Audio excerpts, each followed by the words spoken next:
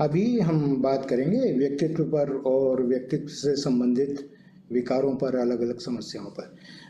दरअसल व्यक्तित्व किसी भी व्यक्ति के लिए एक सोचने, महसूस करने और व्यवहार करने का विशिष्ट तरीका होता है।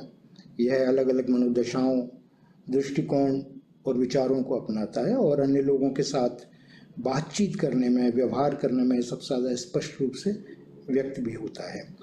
इसमें जो अंतर्निहित है और अर्जित की गई दोनों तरह की व्यवहारिक विशेषताएं शामिल होती हैं और जो एक व्यक्ति को एक दूसरे से अलग करती हैं और जिन्हें पर्यावरण और सामाजिक समूह के साथ लोगों के संबंधों के तौर पर हम लोग देख सकते हैं, समझ सकते हैं। मोटा मोटी तौर पर व्यक्तित्व विकारों को 10 अलग अलग भागों में बांटा जाता है, जिसमें मूल रूप से जो व्यक्ति के अपनी आत्म छवि के साथ साथ कई विशिष्ट समस्याएं और अन्य लोगों के साथ में उसका समायोजन का, एडजस्ट करने का तरीका है, वो तनावपूर्ण हो सकता है, तो इस रूप में वो प्रकट होते हैं। लोगों में व्यक्तित्व के विकार होने की पुष्टि दरअसल तब की जाती है जब वे लगातार स्वयं को या अन्य लोगों को ऐसे तरीकों से बरतते हैं, व्यवहार करते हैं जो वास्तविकता से भिन्न होते हैं, या जब वे ऐसे तरीकों से कार्य करना जारी रखते हैं जिसके परिणाम आमतौर पर अच्छे नहीं होते, नकारात्मक हो सकते हैं। अगर हम बात करें व्यक्तित्व की विशेषताएं क्या होती हैं, तो हमें ध्यान रखना चाहिए कि दरअसल सोचने, महसूस करने, प्रतिक्रिया देने और समझने के उन पैटर्न को हम व्यक्तित्व के परिसीमाओं में लेते हैं जो समय के साथ अपेक्षाकृत स्थिर रहते हैं। उदाहरण के लिए अगर हम बात करें कि कुछ लोग तुनक मिजाज होते हैं, अंतर्मुखी होते हैं, जबकि कई अन्य लोग स्वच्छंद होते हैं और मिलनसार होने की प्रवृत्ति से युक्त होते हैं। तो ये अलग अलग इंडिविजुअल डिफरेंसेस इन लोगों के अंतर हैं। अगर हम व्यक्तित्व विकारों की बात करें तो लगभग 9% लोगों में इस तरह की समस्याएं पाई जाती हैं। स्त्री और पुरुषों में ये समस्याएं समान रूप से देखने में आती हैं और कुछ व्यक्तित्व, विशेष तौर पर व्यक्तित्व विकार इस तरह के हैं जो स्त्रियों की अपेक्षा पुरुषों में ज़्यादा देखने में आते हैं, जैसे बॉर्डर लाइन पर्सनैलिटी डिसऑर्डर है या एंटी सोशल या असामाजिक व्यक्तित्व विकार हैं, ये पुरुषों में अधिक देखने में आते हैं। अगर हम इसके कारणों पर बात करें तो व्यक्तित्व संबंधी विकार की कई लोगों में आनुवांशिक प्रवृत्तियां होती हैं या उनके पालन पोषण के जो तौर तरीके हैं वो गलत हो सकते हैं।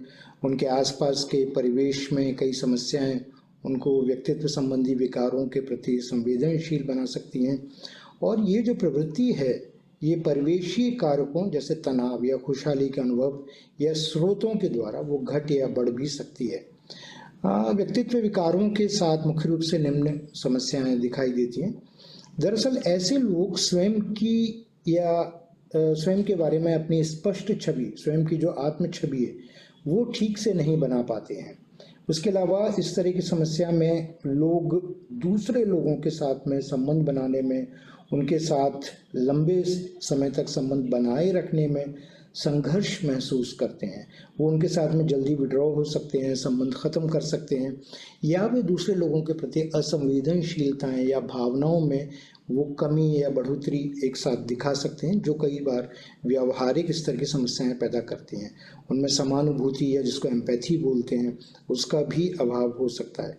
वे अपने आसपास के लोगों को अक्सर असंगत, भ्रामक और निराशाजनक प्रतीत होते हैं और उनके पालन पोषण की शैली भी अपमानजनक या गैर जिम्मेदाराना मालूम हो सकती है और कभी कभी उनके बच्चों में भी इस चीज़ों का रिफ्लेक्शन या प्रतिबिंबन दिखाई पड़ सकता है।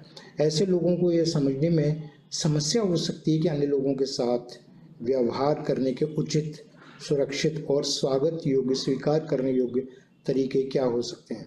ऐसे लोग अपनी समस्याओं के निर्माण और उसके संबंधों में उनकी क्या भूमिका उससे वे अनभिज्ञ रहते हैं।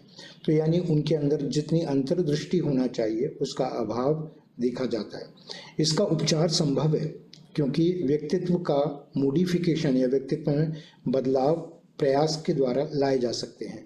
तो कई बार साइकोलॉजिकल काउंसलिंग, मनोचिकित्सा या साइकोथेरेपी के माध्यम से और ग्रुप थेरेपी के माध्यम से हम लोग पर्सनैलिटी डिसऑर्डर्स का या व्यक्तित्व संबंधी विकारों का उपचार करने में सफल होते हैं, लेकिन इसके लिए व्यक्ति को स्वयं तैयार होकर आना होता है, उसको मदद करनी होती है। अगर आपके आसपास इस तरह की कोई समस्या वाले लोग नज़र आते हैं तो अपने ज़िला चिकित्सालय स्थित मन कक्ष में उनको लेकर आएं या टेलीमानस हेल्पलाइन में 14416 या 180089144416 पर कॉल करके उचित परामर्श प्राप्त करें।